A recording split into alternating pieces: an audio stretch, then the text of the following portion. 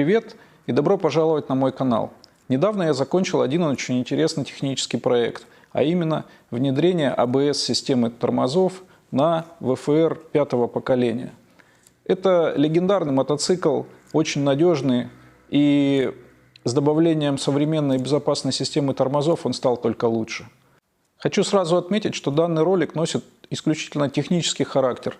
Мы не будем обсуждать здесь юридические вопросы, мы будем говорить только о технических нюансах и аспектах внедрения этой системы в вашу самоделку, либо переделку серийного мотоцикла. У разных людей очень разное представление о тюнинге своей техники. Кто-то клеит красивые наклейки, кто-то увеличивает мощность, а кто-то заботится о безопасности. ABS-система – один из самых простых и в то же время один из самых эффективных способов повышения безопасности мотоцикла. Среди мотоциклистов бытует мнение, что мотоцикл, оборудованный ABS-системой, тормозит хуже, то есть его тормозной путь длиннее, чем у мотоцикла без этой системы. Дело в том, что при нормальных условиях ABS-система находится как бы в спящем режиме, то есть она отслеживает скорость вращения обоих колес и никаким образом не вмешивается в торможение мотоцикла до того момента, когда одно из колес начинает проскальзывать. То есть в большинстве штатных ситуаций мотоцикл с ABS и мотоцикл без ABS-системы будет вести себя на торможении абсолютно одинаково. Но вот когда что-то пойдет не так, ABS-система резко повышает ваши шансы на то, чтобы удержать мотоцикл в вертикальном состоянии. Одна из основных проблем торможения является скорость нажатия рычага. Дело в том, что для того, чтобы передний тормоз мотоцикла эффективно тормозил, колесо нужно нагрузить весом мотоцикла. То есть нажатие рычага должно происходить плавно. Но на дороге, при движении на дорогах общего пользования, очень велика вероятность возникновения ситуации, когда торможением будет заниматься ваш рефлекс, а не ваше сознание. А рефлексу тяжело объяснить, что рычаг нужно нажимать очень плавно. То есть даже при несильном, но достаточно резком нажатии на рычаг переднего тормоза переднее колесо очень легко сорвать, тем самым нарушив устойчивость мотоцикла. ABS-система – это своего рода ангел-хранитель, который находится у вас все время за плечом и готова подстраховать вас в тот момент, когда вы ошибетесь. Так как же устроена эта система и насколько сложно ее установить на мотоцикл, где ее никогда до этого не было? Антиблокировочная система большинства современных мотоциклов представляет из себя отдельное независимое устройство. То есть это блок-модулятор, который собирает данные с двух датчиков скорости вращения переднего и заднего колеса и управляет гидравликой, которая через него проходит. Любой технический проект гораздо проще осуществить, если разбить его на несколько этапов. В данном случае я разбил работы на 3 этапа. Это работы по гидравлике, по механике и по электрике. Все эти этапы независимы друг от друга и могут выполняться совершенно в разное время. Более того, между ними мотоцикл может эксплуатироваться. Итак, первый этап – гидравлика. В него входит выбор блока модулятора ABS, а также его установка на мотоцикл.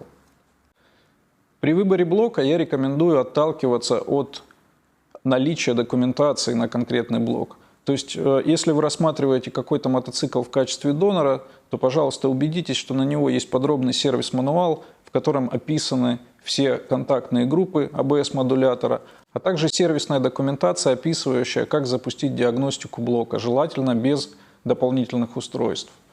В качестве донора для своего мотоцикла я выбрал систему с ВФР 800 2014 модельного года. Во-первых, на данный мотоцикл был полный и подробный сервисный мануал, в котором описаны все подключения ABS-модулятора. Также там описано, как запустить диагностику этого блока с помощью перемычки. Второй плюс в пользу выбора этого мотоцикла как донора было полное соответствие весовых характеристик, размеров колес, типов покрышек и так далее. На AliExpress продаются готовые наборы, включающие в себя модулятор, пару импульсных колец, пару датчиков и проводку для подключения. Но уточните у продавца, есть ли какая-то документация к этому блоку, потому что документация решает все. Я не удивлюсь, если китайцы просто свалили в кучу совершенно разные, неподходящие друг другу компоненты. Начать нужно с выбора места установки блока ABS. Существует 2 основных места, где располагается блок ABS-модулятора. Первое место – это под сидушкой автомобиля. В данном случае магистрали заднего тормоза будут короче, но при этом магистраль переднего тормоза будет длинная. На VFR 800 2014 модельного года, то есть на 8-м поколении, блок ABS-модулятора стоит возле рулевой колонки. Соответственно, я выбрал это место также для своего проекта. После выбора места и установки блока необходимо подключить гидравлические линии. В своем самом простом исполнении ABS-модулятор мотоцикла имеет 4 гидравлических подключения. Первое – это вход с машинки переднего тормоза, выход на суппорт переднего тормоза, вход с машинки педали заднего тормоза и выход на суппорт заднего тормоза. В случае VFR 5-го поколения никаких дополнительных шлангов докупать не пришлось. Дело в том, что мотоцикл с завода имеет комбинированную систему тормозов, и у него шлангов было с избытком. Также с завода у мотоцикла уже проложены магистрали от заднего маятника до рулевой колонки, и я использовал их в своем проекте. Почему мне пришлось отказаться от комбинированной системы тормозов? Да просто потому, что реализовать ABS без нее гораздо проще, чем с ней. К тому же я считаю данную систему архаичной и устаревшей. И если вы посмотрите на историю мотоциклов серии VFR, то начиная с 5-го поколения и до 8-го комбинированная система тормозов плавно ушла из мотоцикла. В 6-м поколении она была переделана, в 7-м поколении, то есть VFR 1200, от нее осталась половина, а в 8-м поколении VFR 800 от нее и совсем ничего не осталось. Итак, мы установили блок, подключили гидравлические линии, теперь нужно прокачать систему. В интернете бытует мнение, что ABS-система мотоцикла прокачивается каким-то особенным образом, но нет. Она прокачивается точно так же, как тормозная система мотоцикла без ABS. Модулятор после выключения зажигания закрывает клапанами все свои внутренние полости и с точки зрения гидравлики ничем не отличается от системы без ABS. После этапа внедрения гидравлики мотоцикл должен быть полностью работоспособен.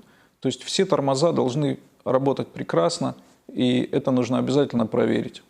В моем случае я несколько дней потратил на тестирование тормозов только после выполнения гидравлической части работы, для того, чтобы убедиться, что все работает корректно. Поведение мотоцикла после удаления комбинированной системы лично мне понравилось. Появилась возможность действительно раздельно управлять тормозами, передними и задними.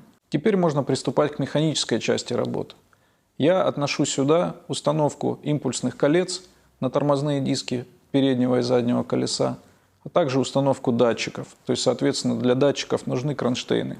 Имейте в виду, что эти детали будут испытывать колоссальные вибрационные и ударные нагрузки, так как они находятся на неподрессоренной части подвески мотоцикла. Советую изучить конструкцию других мотоциклов, где ABS стоит с завода, можно многое для себя интересного почерпнуть.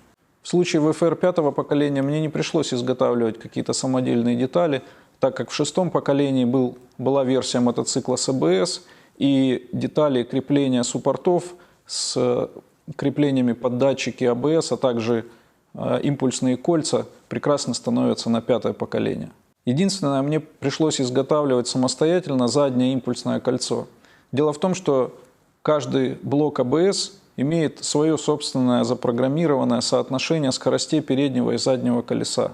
Очень важно учитывать это при выборе мотоцикла-донора. То есть оптимально использовать как донор мотоцикл схожей массы, схожего типа и имеющий схожий диаметр колес.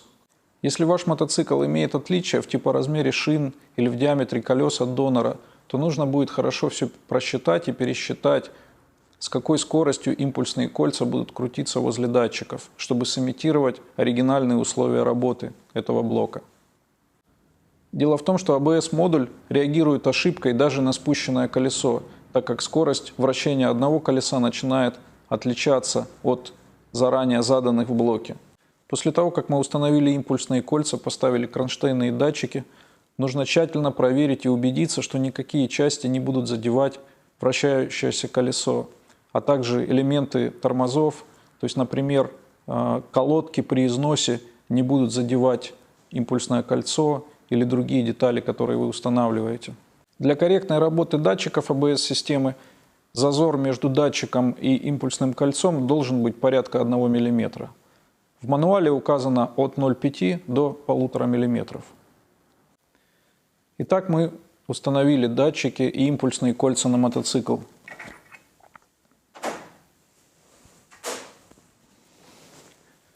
Теперь можно приступать к электрике. У модулятора АБС-системы не так уж много подключений. Первое – это, собственно, сами датчики, которые сообщают блоку о скорости вращения переднего и заднего колеса. Второе – это силовой плюс. Он подводится напрямую от батареи через свой предохранитель. Этот плюс используется для питания помпы в блоке АБС-модулятора. Третье – это плюс, который возникает при включении зажигания мотоцикла и используется внутренней электроникой блока для его работы. Четвертое – это сигнал с лягушки включения стоп-сигнала для того, чтобы блок понимал, тормозите вы в этот момент или нет. И последнее, но тем не менее достаточно важное, это подключение индикатора АБС. Выход на индикаторную лампу АБС-системы носит инверсный характер. То есть блок своим сигналом тушит лампу, а не зажигает ее. Для чего это сделано?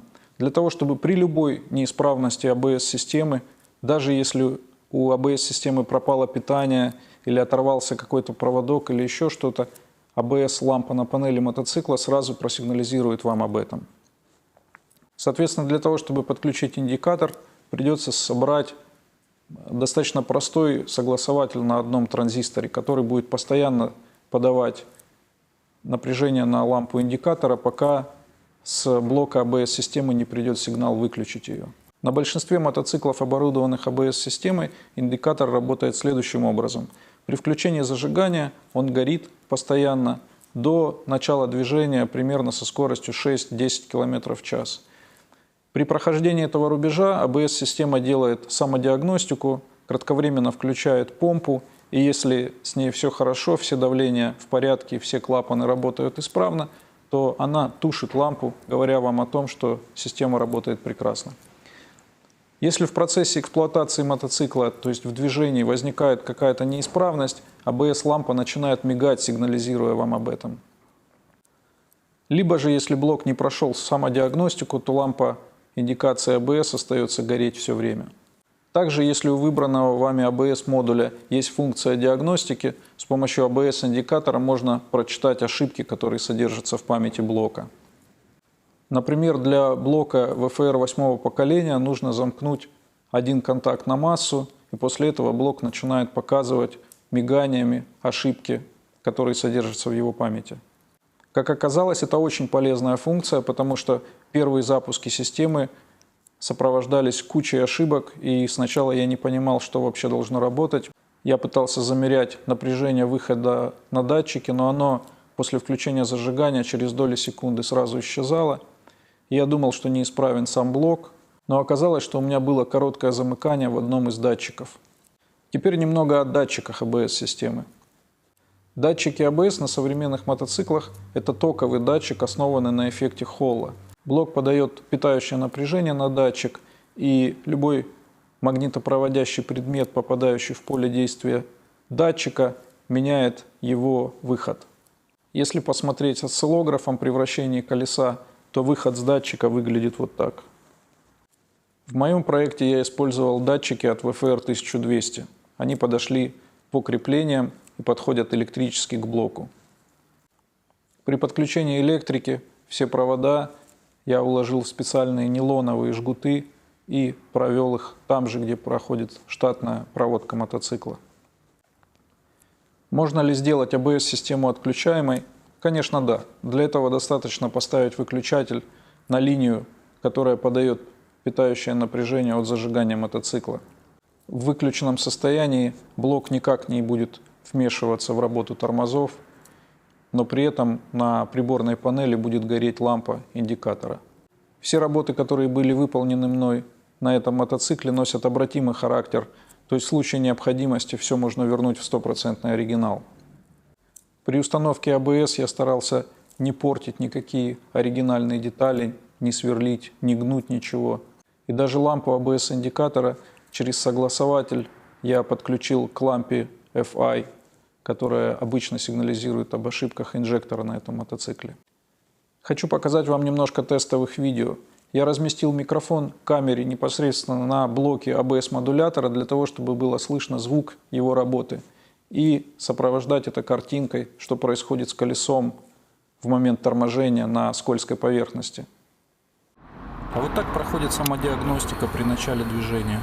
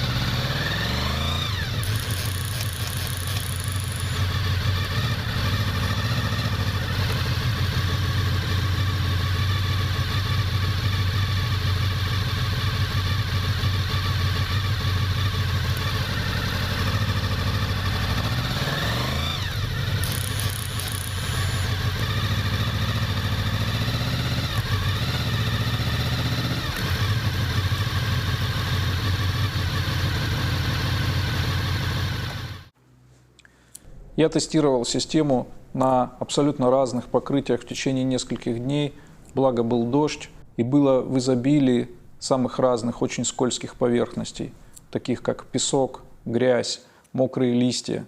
Система ведет себя прекрасно, отрабатывает замечательно. Если вам понравилось это видео, обязательно ставьте лайки. Если оно вам не понравилось, напишите в комментариях, что вам не понравилось, либо пишите о тех технических темах, про которые вам было бы интересно послушать. В следующем выпуске мы можем поговорить о комбинированной системе тормозов, о ее истории, как она появилась на мотоцикле и как она эволюционировала. Спасибо за просмотр и до новых встреч!